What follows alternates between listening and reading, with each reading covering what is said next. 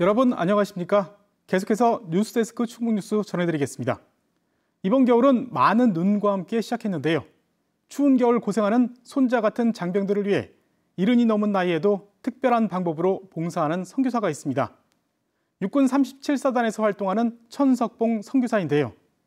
고생하는 군인들을 응원하기 위해 어떤 일을 할 수 있을까 고민하다 붕어빵 선교사가 되기로 했다고 합니다. 이초원 기자가 만나봤습니다.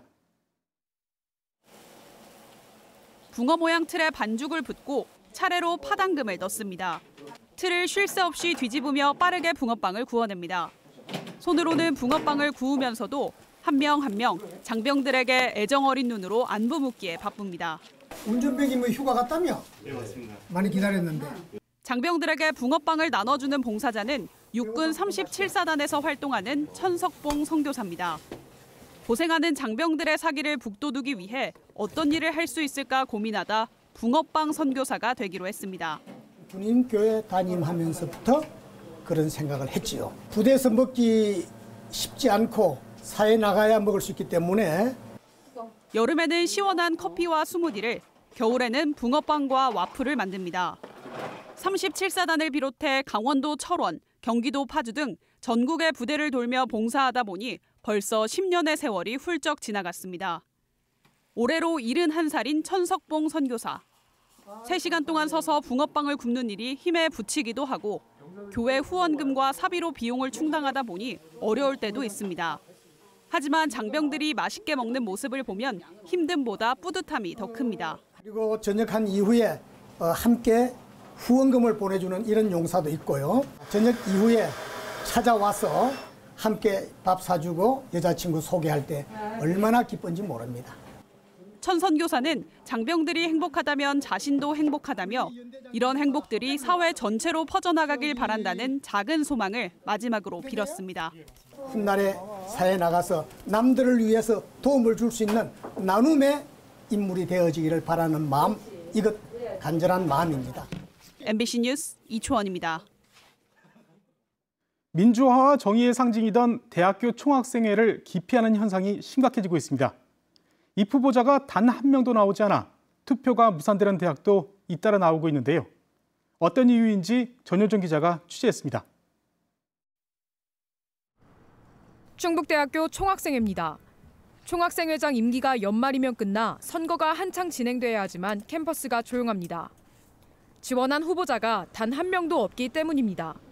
겨울방학 기간에는 단과대 학생회장들이 비대위를 꾸려 운영하고 내년 3월 다시 후보자를 모집하기로 했습니다.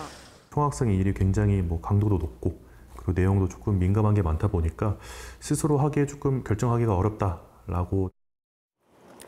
서원대학교도 총학생회 후보자가 없어 내년 4월에 후보자를 다시 모집하기로 했습니다.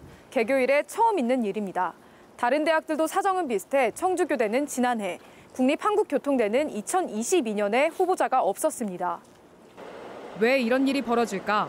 한때 총학생회는 민주화와 정의의 상징이었고 정치권에 입문하는 발판이기도 했습니다. 하지만 2000년대 이후 운동권에 대한 기피와 취업에 큰 도움이 되지 않는다는 생각이 확산되면서 총학생회는 위기를 맞았습니다. 특히 코로나19 시대를 지나면서 총학생회가 왜 필요한지 모르겠다는 학생들이 크게 늘었습니다. 크게 메리트가 없다고 생각돼서 거기에 시간 낭비하는 것보다는 그냥 제 전공 공부하는 게 좀 더 제 미래에 좋을 것 같아가지고. SNS의 확산으로 총학생회에 대한 과도한 비판이 늘어난 것도 또 다른 원인으로 꼽힙니다. 대학 재학생들이 사용하는 익명 커뮤니티에 들어가 봤습니다.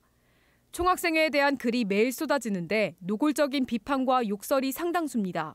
학교를 대표하는 사람이다 보니까 뭔가 쉽게 욕을 좀 먹는 대상이 되는 것 같아서 다들 안 하려고.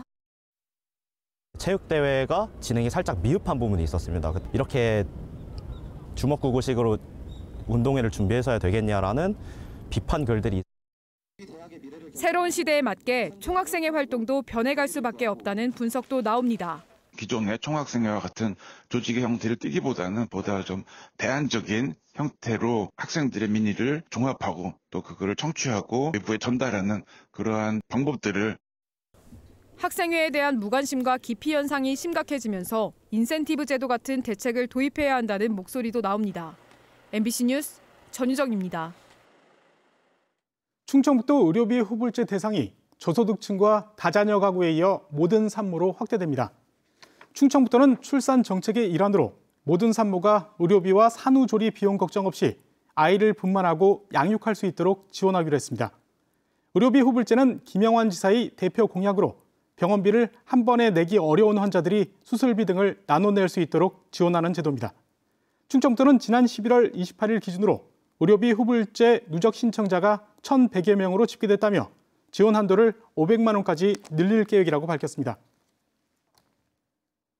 청주시가 지난 9월 매입한 동보원 자연휴양림의 새 이름을 오는 13일까지 공모합니다.